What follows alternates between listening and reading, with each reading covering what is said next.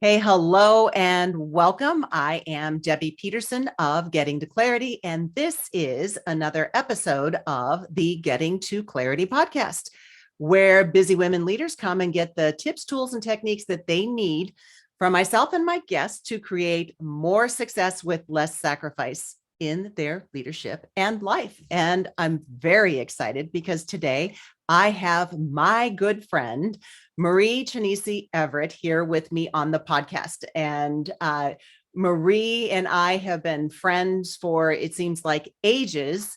And I'm excited for her to come and share her wisdom. So before we get into that, let me share just a little bit about Marie so that you can get to know her before she comes on. So Marie is the Managing Director and Chief Marketing Officer at DTCC, which is the Depository Trust and Clearing Corporation.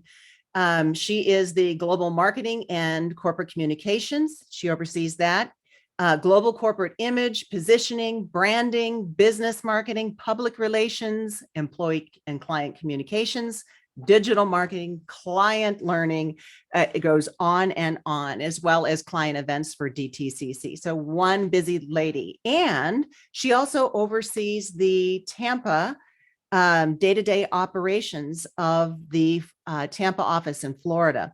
So in addition to that, she has served on the Tampa Bay Economic Development Council in the past, and she still serves as a board member. She is on the board of Feeding Tampa Bay. She has served for University of Tampa. This woman goes and goes and goes.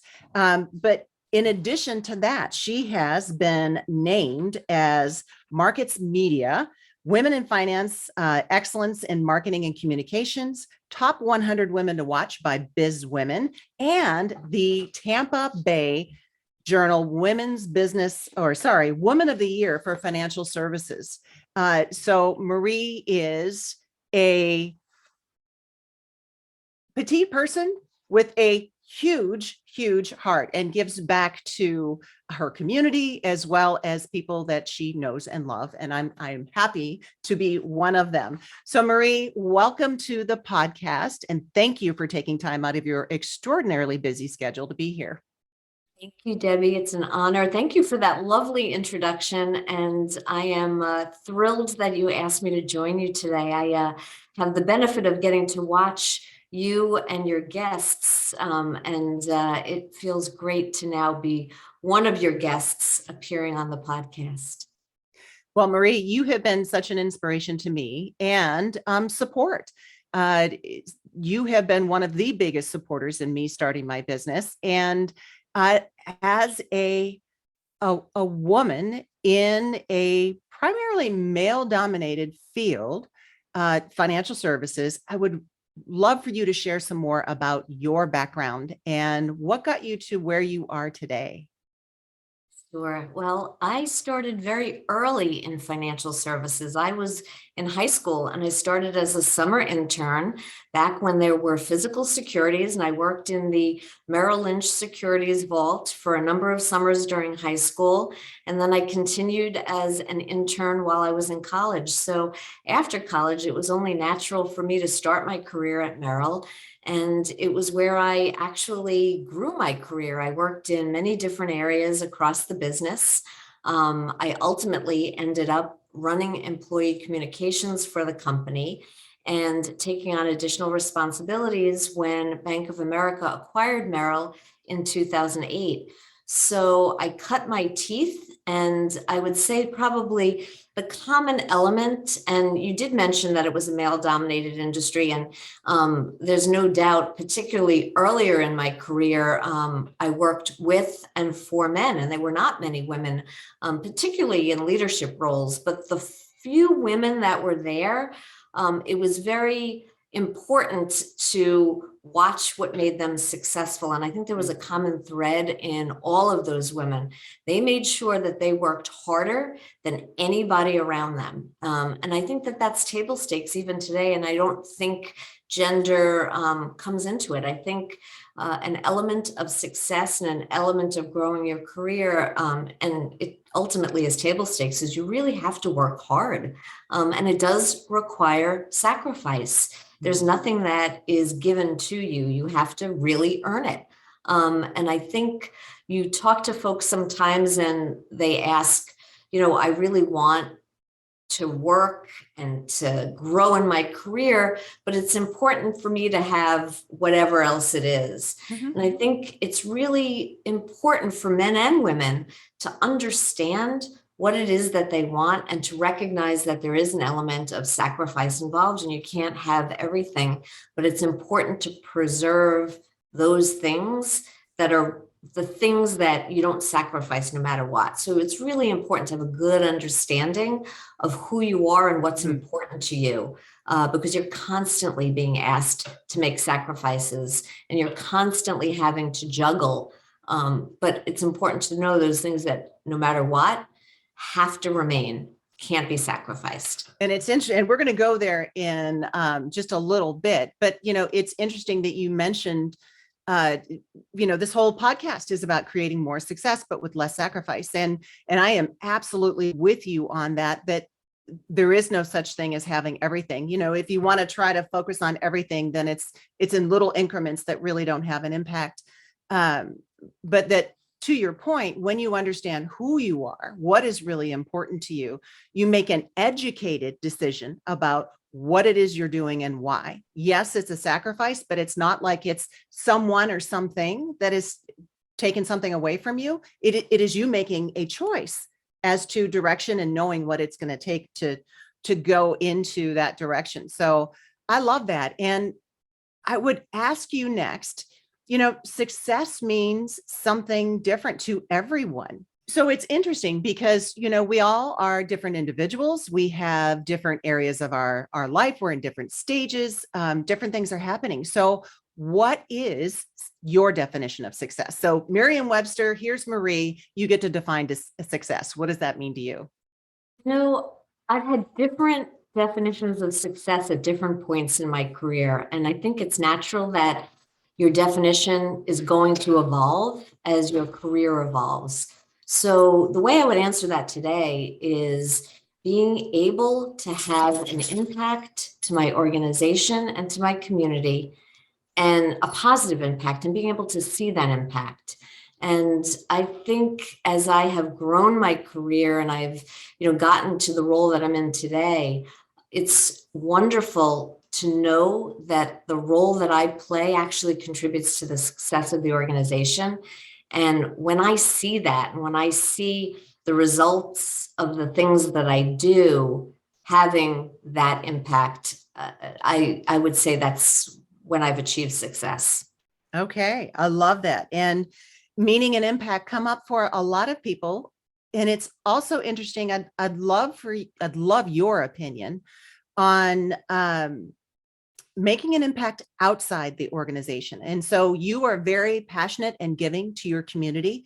How important is that to you? And what is your opinion about the importance of that for other women, whether aspiring leaders or already in leadership, to rise in their positions? There's ways to give back to your community and to others in big and small ways. And I am really passionate about this. I think it's so important to pay it forward. Now, when I was earlier in my career, when I had a young family, I didn't have time to give back and to contribute in the way that I have time to do it today. But I'm also in a different place in my career. So I also feel that I'm at a point where I should be paying it forward. I have more to give. And I think it's really a responsibility as women leaders, as leaders, to do that. So I spend a lot of time mentoring other women and other professionals, men and women, that may be earlier in their career, sharing lessons learned, talking about things that I experienced that might be helpful to them as they grow in their careers. I also think it's important to give back to the community. And the passion that I have is giving back to those that are food insecure. And I've seen, particularly over the last 2 years with the pandemic, that this is something that maybe previously I would have thought hit certain populations of people or certain demographics. And what I've come to learn is that every one of us is one decision or one situation away from needing help. And I came across many people over the last 2 years that are just like me, or just like my family, who have either had illness or who have job loss, and all of a sudden are faced with difficult choices. Do I pay my electric bill, or do I put food on the table? Do I pay the medical bills for my children, or do I put food on the table? And I've been involved with a wonderful organization called Feeding Tampa Bay that you've mentioned, and it's really been wonderful to share my business experience with them, but also my personal time, and give back to the community in that way. It's important for me to give back to the community where I live and work. And so I think you don't have to give as much time as I'm able to give now. There's lots of little ways to do that. So I definitely encourage all leaders to do that in the way that's meaningful for them. Well, and I appreciate you modeling that. And I remember earlier on in the pandemic having that conversation about, oh my goodness, I didn't anticipate this, looking at the cars coming through, looking at the people coming through who need assistance. And that they never thought they would have imagined themselves in that situation of requiring that assistance. And, I also believe, in giving back, in paying it forward. And I agree that it depends on where you're at in your life. Our children are about the same age, and, so we're in a different place. We got more flexibility of time. And, for us to be able to do that in this point in our lives, yes, also serves, the community and the organizations that we serve, but it serves as a visual reminder, or almost a modeling of this is what you can do and how it can be, no matter the increment. And fulfillment doesn't come in just one area of life. And so being able to give back to community, the things that pull at your heart. And so thinking about the things, for those of you in the audience that are important to you, what are you passionate about? And is there a way you can tie that passion in with some of the perhaps nonprofits in the area? Marie said she shares her business experience. She's got a lengthy resume. She's got a lot of experience and skills. And so that's another way to give back. And Marie does so with organizations in Tampa. And I do also with Athena International. And so if you are in the Florida market around Tampa, check out feedingtampabay.org, I believe. And some of the programs that they have available, find a way to get involved. And for me, athenainternational.org. Honoring, developing, and supporting women leaders. If that's something that pulls on your heartstrings, I would love for you to go there and see how you can become involved with that as well. So Marie, let me ask you, because it's been a long and storied career, moving from New York to Tampa. What lessons have you learned along the way? What are some of the big things that have showed up and it's kind of like, okay. And I've been thinking a lot about this lately, and it's come up as I've been talking and mentoring other folks in the organization.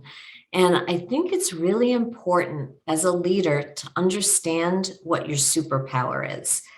And as women in particular, we often focus on those things that we have to do better, our development needs.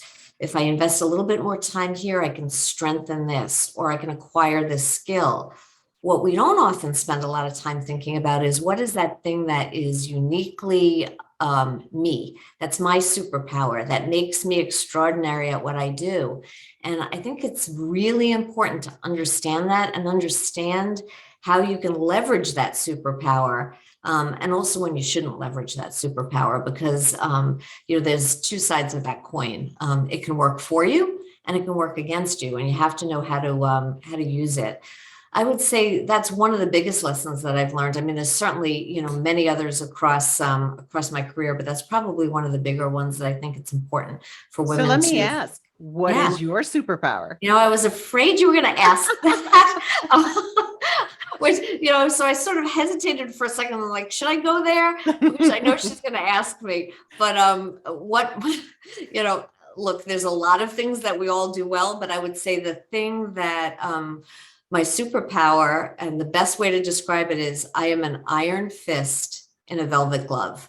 I was And hoping that phrase was going to come up. and Yes.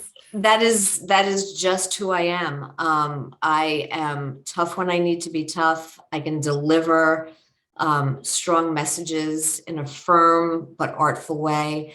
And I'm really good. If I really feel that something is important to negotiate or get done, I can go after it. So that's what my superpower is. It's probably been honed over many years, and I'm sure I haven't always been good at it. I've gotten kicked in the butt a few times, but if you have an inkling of what you're really good at, it's important to invest time to get better at it, to get great at it, because that's the thing that's going to distinguish you. It's not the many multiple skills that you could develop or might have. It's the one thing that really makes you the best candidate for the job or the role that you want. And that's the thing that you have to make sure people understand about you and see the benefit of, by having you in a particular role. Yeah. And that, so my superpower is clarity, right? For some reason, I don't know why, I can see patterns in things. I can take a jumble of something and be able to separate it out or find a system. And I believe it is hugely important to figure out what your superpower is, because it is your competitive advantage. It is absolutely what you can leverage in whatever is next for you. And it's interesting. My son, Mitch, he called me this week. I love it when he calls mom for advice and guidance. And it is a position that he is looking to put a bid in on. And we had this conversation, and I'm like, okay, there's the skills and responsibilities of the job. And he had a discussion with the hiring manager, which is great. I said, Mitch, what is it that you bring to the table? What is it that you can explain to them that with me in this position is how it's a benefit to you and our organization, and being able to look at it that way. And so in the case of Mitch, and I'll mention this as an example in case it resonates with anybody else, is that, he's in IT, and, he can understand complex, IT projects, definitions, et cetera, but he's also a people person. I mean, Mitch could make friends with a wall. Those two together is his superpower, because he can connect with whomever he's having a conversation with. He can take the complex and distill it down into something that's consumable. So, using that to your advantage. So for people who are listening, it could be that you're really great with relationships. You have that ability to connect with people and make them feel welcome and special. Well, that absolutely ties into retention and engaging employees and, helping to build culture in an organization. So don't think it's, oh, that's not much. So according, to Marie's point, explore it, because it is something that you can leverage. So Marie, I'm also curious, and you mentioned this at the beginning. You travel, pre-pandemic, you traveled a lot, personally and professionally. Mm-hmm. I mean, you and Tim just take some amazing vacations, and we're traveling a lot for work. And albeit that has slowed down a little bit, but at some point it could ramp back up. The moment it has slowed down to a complete halt. So I think it will resume. I don't expect it to resume to the level that it did. And I also realized that it doesn't need to resume to the level that it did. So certainly one of the lessons, of the pandemic, and, clearly, we're having this conversation via Zoom and using technology. So I think there is a place for travel, and it's important to connect interpersonally with people, but it's not the only way to conduct business. And I do think that helps with work-life balance, and that will help me do other things that previously I wasn't able to invest time in because I was on the road so much. You were. So, and you talked about balance, you brought balance up. So what are the things that are most important to you and that you protect at all costs? You're considering, travel, your work schedule, giving back in the community? What are the things that you protect? Well, balance actually probably is not the answer that I'm going to give. And I think balance in people's lives, it varies. What's balanced to me may be different to somebody else. But the thing that I protect first and foremost is always kind of being true to myself. And we will always come across a situation in our careers that something just doesn't feel right for whatever reason. And you may feel like you're compromising something, or you are giving up a little bit too much in order to achieve something. And that's really where I kind of draw a firm line. There's a certain line, and I just know what it is, and I don't step over it. So I think it's always being true to myself and making sure that, what I believe and my values are always preserved no matter what, because that's what you have to live with at the end of the day. And some days you just have to accept on the balance point that your life is going to be out of balance. And, as you grow your career and as you invest in starting a new business, as you did, I know you know that for firsthand experience, there are days when your life is out of balance because you are putting so much into this one thing that these other things have to, maybe not get as much attention as you'd like. But you can't ever cross that line when you are putting, time or effort or energy into this one thing. This one other thing, and balance, harmony. I mean, sometimes I think balance is hard. Balance is hard. So sometimes I say harmony, but one of the metaphors that I use is kind of like cooking on a stove. I mean, some things need to be on a high burner and other things need to go on the back and simmer. And it's not that you turn it off, but it's just that, you're putting it somewhere so you can pay attention to something else, and that it moves depending on what phase that you're in. Because if you turn everything on high, everything burns. And that's great not analogy either. That's not good either. Yeah. So outside of work, what area of life do you feel that you're strongest in? Generally we consider family, we consider relationships, we consider spirituality or health and fitness. Is there an area of life outside of work that you're like, yeah, I've got this going on. I've got my